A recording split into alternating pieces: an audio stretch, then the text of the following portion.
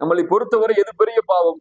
விபச்சாரம் பெரிய பாவம், வட்டி பெரிய பாவம், ஹராமான வியாபாரம் செய்வது பெரிய பாவம், அநீதம் செய்வது பெரிய பாவம், சொத்துக்களை சூறையாடுவது பெரிய பாவம், கொலை செய்வது பெரிய பாவம். ஒரு மனிதனுடைய ஏட்டில் நீங்கள் சொன்ன எல்லா பாவங்களையும் வரையறுத்து தொழுகை இல்லை என்ற ஒரே பாவத்தை மட்டும் நீங்கள் முன்னால் வையுங்கள். இந்த பாவங்களுக்கு எல்லாம் முன்னால் இந்த பாவம் தான் மிகைக்கும் எல்லாவற்றையும் விட.